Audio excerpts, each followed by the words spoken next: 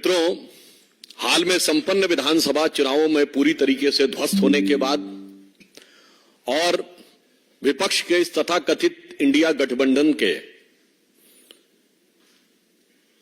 देखी जमाने की यारी बिछड़े सभी बारी बारी की तरह छिन्न भिन्न होने के बाद मुझे लगता है विक्षिप्तता में, बौखलाहट में अब कांग्रेस पार्टी बहुत आपत्तिजनक और अनर्गल बयान देने पर आ गई है।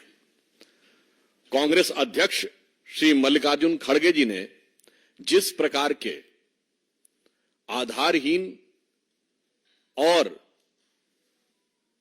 अशांति उत्पन्न करने की आशंका से अनर्गल बयान देने का प्रयास किया है, उसके ऊपर हम यह साफ करना चाहते हैं कि खड़गे जी, हां यह सच है कि भारतीय राजनीति में बहुत सारी चीजों का पटाक्षेप हो रहा है। राजवंशों की सत्ता 1947 में समाप्त हुई थी। अब लोकतंत्र का आवरण ओढ़े हुए जो लोकतांत्रिक राजवंश हैं, उनकी सत्ता को चुनौती मिल रही है और उनको लग रहा है कि आने वाले चुनावों के बाद उनका भविष्य क्या होगा। और यह मैं ऐसे ही नहीं कह रहा हूं। आप उत्तर से दक्षिण तक देखें तो 2019 के लोकसभा चुनावों में देश की प्रबुद्ध जनता ने इंटाइटलमेंट के आधार के ऊपर जो लोग लोकतंत्र के नाम पर राजतंत्र चला रहे थे, चाहे कश्मीर में अब्दुल्ला और मुफ्ती परिवार हो, वो लोग चुनाव हारे, पंजाब में बादल परिवार चुनाव हारा, हरियाणा में हुड्डा परिवार चुनाव हारा, अशोक गहलोत जी का बेटा चुनाव हारा, उत्तर प्रदेश में अखिलेश यादव जी की पत्नी चुनाव हारी, चौधरी अजीत सिंह और उनके बेटे चुनाव हारे, बिहार में लालू प्रसाद यादव जी की बेटी चुनाव हारी, फिर चाहे तेलंगाना में केसीआर जी की बेटी चुनाव हारी हो, अथवा परिवारवाद के सबसे बड़े प्रतीक श्री राहुल गांधी जी चुनाव हारे। तो खड़गे जी, यह सत्य है। जो आपको डर लग रहा है कि इसके बाद ये लोकतांत्रिक राजवंशों के लिए चुनाव का भ्रम जनता के सामने रखकर राजनीति करना संभव नहीं हो पाएगा, क्योंकि अब भारत में वास्तविक लोक सत्ता का प्रादुर्भाव हो गया है। सो वॉट एवर श्री खड़गे जी saying, it is real meaning is that those dynastic politics under the garb of democracy, which is continuing, which has been totally discarded by voter in the last election, now seems towards an eclipse, and the true emergence of true democracy is there in the offing, जिसमें भारत के सभी युवा और सभी मतदाता, जो प्रधानमंत्री जी ने कहा है, भारत का गरीब, भारत का किसान, भारत की महिला और भारत का युवा अपनी शक्ति के साथ उभर कर सामने आ रहा है। वैसे ये लोग जो लोकतंत्र की बात करते हैं, तो मैं याद दिला देना चाहता हूं, कांग्रेस पार्टी के पहले प्रधानमंत्री श्री जवाहरलाल नेहरू 0 वोट पाकर प्रधानमंत्री बने थे। अप्रैल 1946 में कांग्रेस कार्य समिति की बैठक में 16 कांग्रेस कमेटियों में से एक ने पट्टाभी सीतारमैया को और एक ने कृपलानी जी को वोट दिया था, और बाकी सारे के सारे वोट सरदार पटेल को मिले थे और 0 वोट जवाहरलाल नेहरू को मिले थे। और इस बात की, उस घटना के अंदर का point by point, minute by minute reference Kripalani की किताब माई डेज विद गांधी में है, मौलाना आजाद की किताब इंडिया विंस फ्रीडम में है, दुर्गा दत्त की किताब India from Curzon to Nehru and thereafter में है।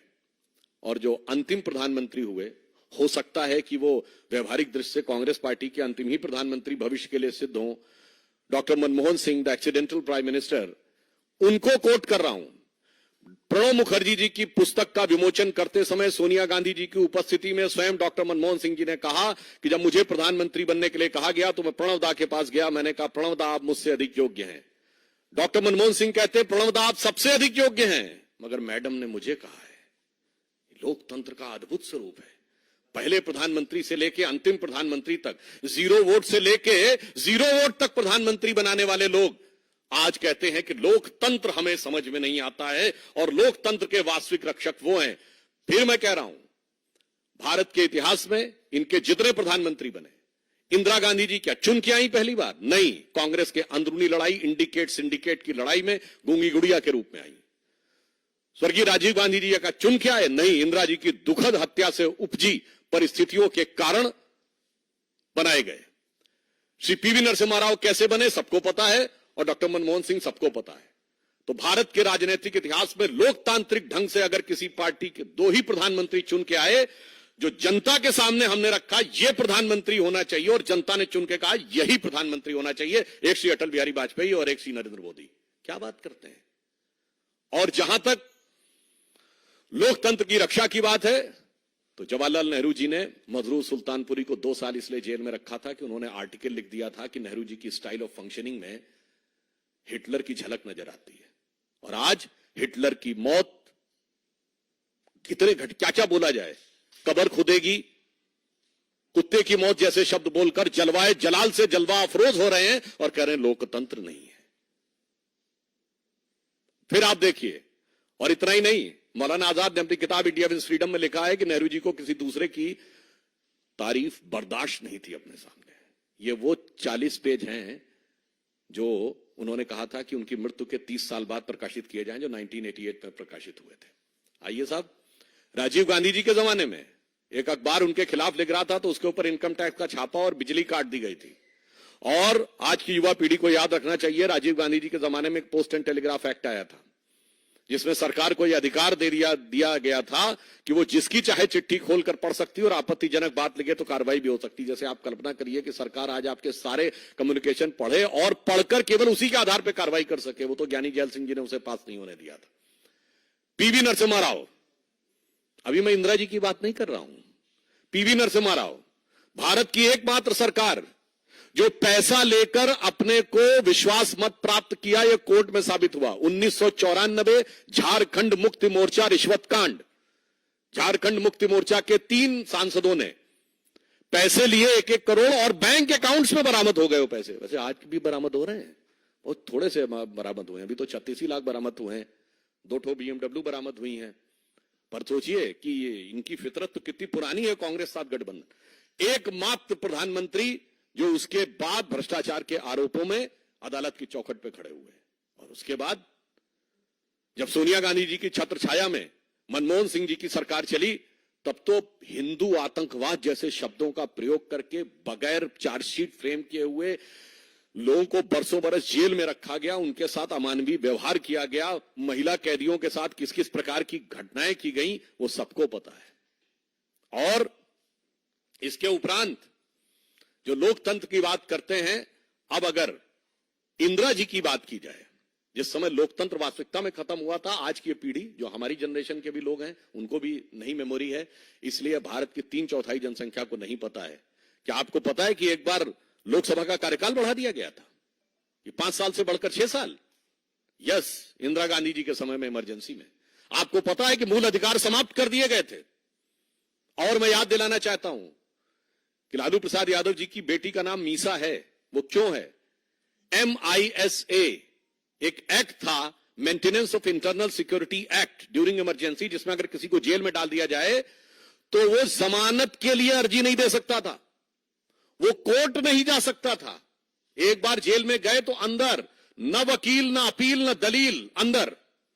और उन्होंने उस समय संकल्प लिया था कि कांग्रेस को मैं उखाड़ फेंकूंगा, इसलिए अपनी पुत्री का नाम मीसा रख रहा हूं ताकि जब भी पुत्री का नाम पुकारूंगा तो याद आएगा। और आज कहां से कहां पहुंच गए वो सबको दिखाई पड़ रहा है। अब मैं याद दिलाना चाहता हूं, ये जिस प्रकार की चीजें थी, आज मैं याद दिलाना चाहता हूं कांग्रेस पार्टी को, क्या कोई ऐसा भी व्यक्ति है जो कांग्रेस पार्टी का सांसद रहने के बाद 1 साल के गैप के बाद सुप्रीम कोर्ट का जज बन जाए? जस्टिस बहरुल इस्लाम, असम हाई कोर्ट के जज, पहले जज रहे, फिर कांग्रेस के टिकट पे लोकसभा का चुनाव, फिर चुनाव नहीं हुआ तो राज्यसभा में आए, फिर राज्यसभा से हटने के बाद 1 साल के गैप के बाद सुप्रीम कोर्ट के जज बन गए। 3 जजेस को सुपरसीड किया गया, वो तो एक अलग बात है। मगर मैं ये भी बताना चाहता हूं कि उन्होंने अपने समय में क्या कहा था, ये क्या विचार था, ये केवल 10 सेकंड की क्लिप अगर आप सुने। Mr. Shah know what is happening in the political world? What are the forces at work which want to destroy a developing economy? Is a judge competent to decide that? Then why have democracy? Why have elections? Why have political people in power? ये किसकी आवाज है? श्रीमती इंदिरा गांधी जी की। और ये किस विचार से प्रेरित है, ये भी मैं बताना चाहता हूं।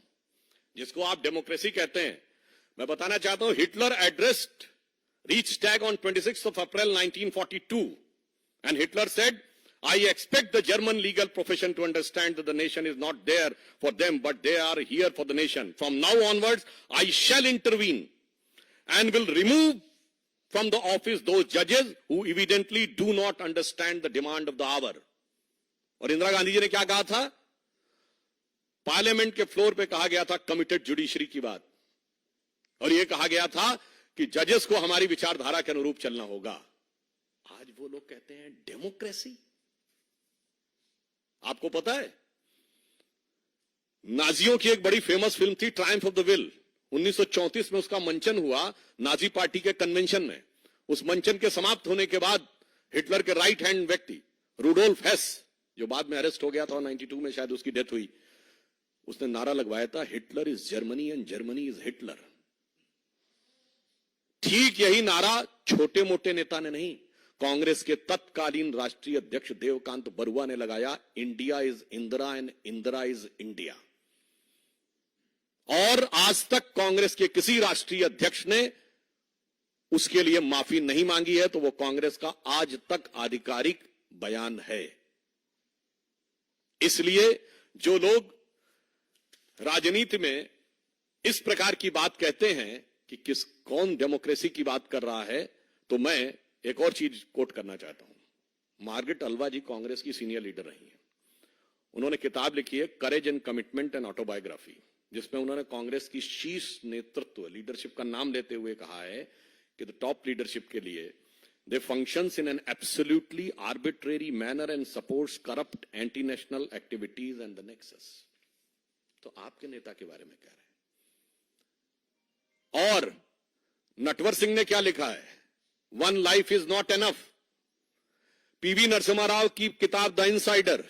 अरे क्या क्या सुनेंगे भाई। तो मैं साफ बात कहना चाहता हूं, यह सच है, जो आर्बिट्रेरी अधिनायकवादी शक्तियां थीं, उनके हाथ से अब सत्ता को निर्णायक रूप से जाने का समय आ गया है। और यह साफ दिख रहा है, वहीं श्री नरेंद्र मोदी जी के नेतृत्व में भारत एक नए स्वरूप की तरफ आगे बढ़ रहा है, जहां पर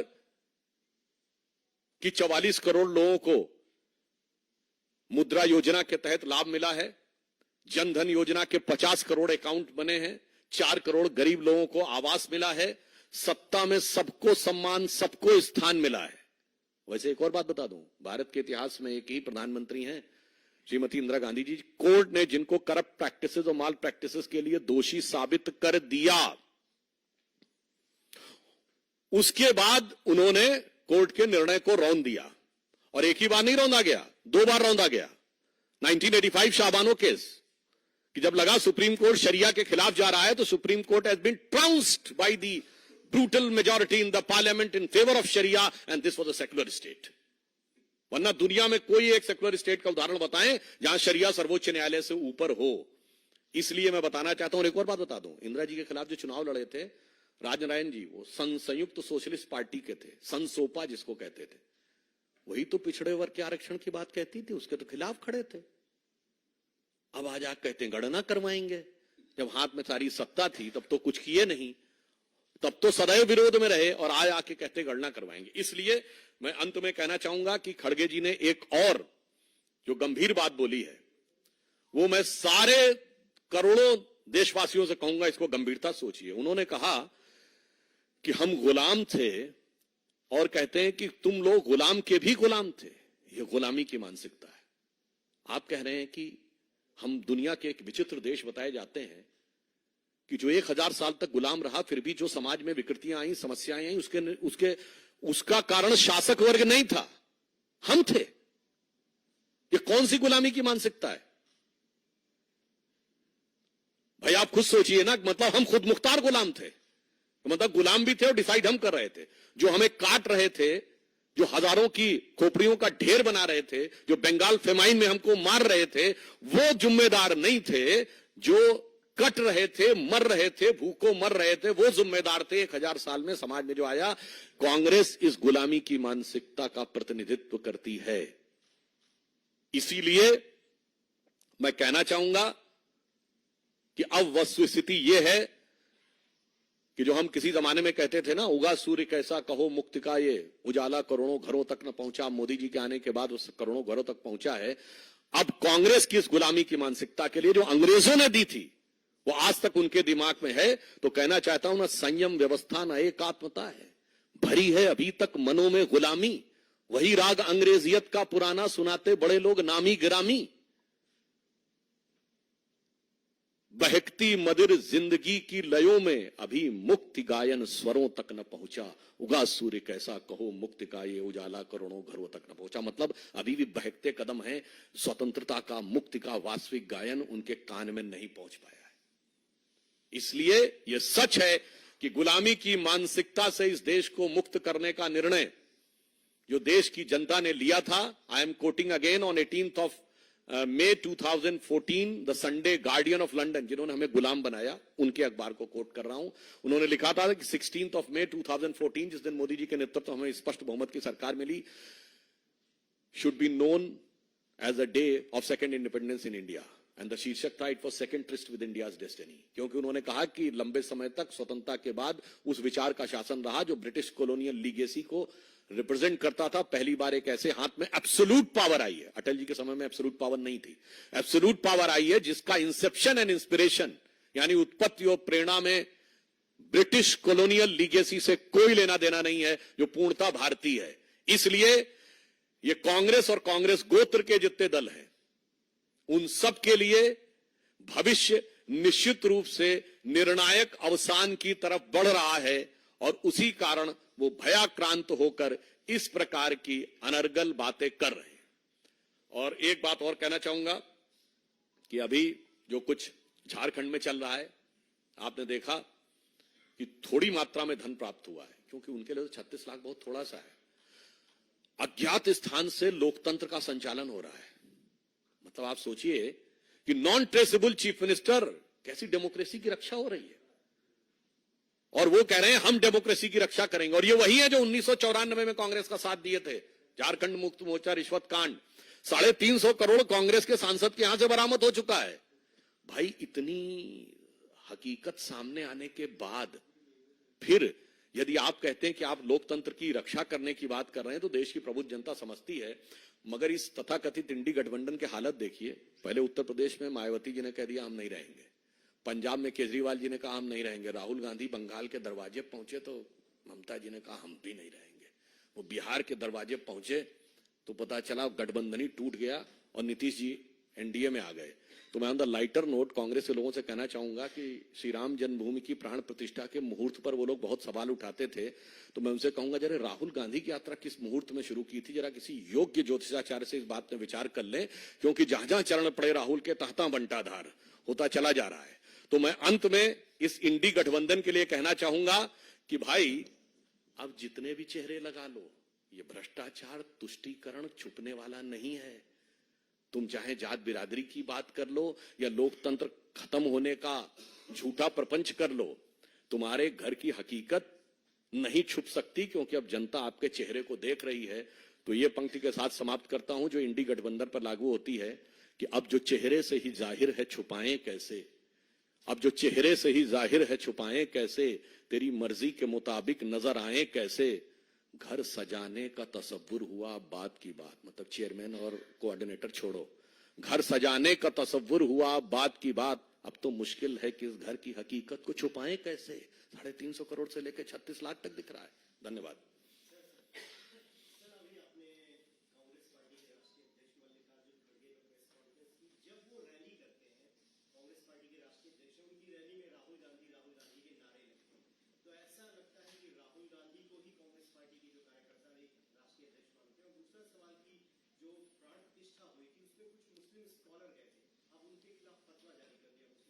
मुझे लगता है कि उस फतवे के संदर्भ में जो तथाकथित सेकुलर लोग हैं, जो अपने को सेकुलरिज्म का सूरमा और स्वघोषित अलंबरदार कहते हैं, उनसे हमें प्रतिक्रिया की अपेक्षा है।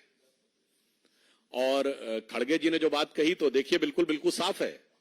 खड़गे जी आज राष्ट्रीय अध्यक्ष भी हैं और राज्यसभा में नेता प्रतिपक्ष भी हैं, कांग्रेस के सबसे वरिष्ठ नेता हैं। आयु की दृष्टि से अगर राजीव गांधी जी जीवित होते तो उनसे अधिक आयु के हैं। मगर क्या करें, रैली राहुल गांधी के लिए करना पड़ती, जो न राष्ट्रीय अध्यक्ष, न उपाध्यक्ष, न महासचिव है, न नेता प्रतिपक्ष हैं। पिछले के पिछले लोकसभा सत्र में याद करिए, राहुल गांधी जी बयान दे रहे थे और नेता प्रतिपक्ष लोकसभा अधीर रंजन चौधरी जी बाईं तरफ खड़े थे, नेता प्रतिपक्ष राज्यसभा खड़गे जी दाईं तरफ खड़े थे।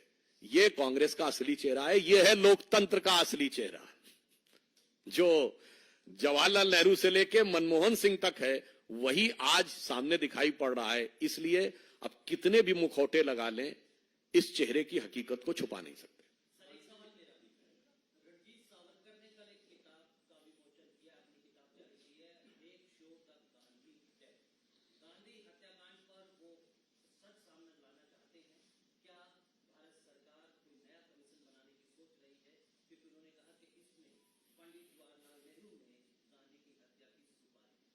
देखिए, महात्मा गांधी कोई एक सामान्य व्यक्ति नहीं थे।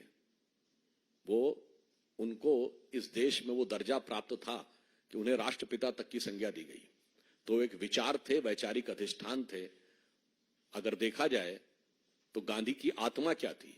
उनका नित्य का भजन था रघुपति राघव राजा राम, राजनैतिक दर्शन था राम राज्य, और अंतिम शब्द था हे राम, जो आज तक उनकी समाधि पे लिखा है।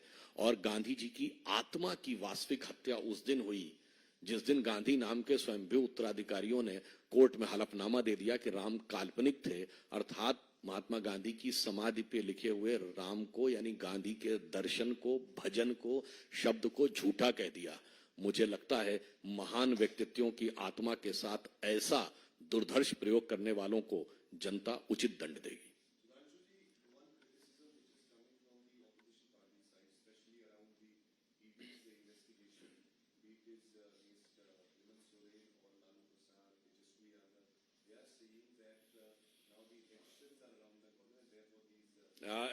In this context, it's a very significant thing because you are taking the name of Hemant Soren, Tejaswi Yadav.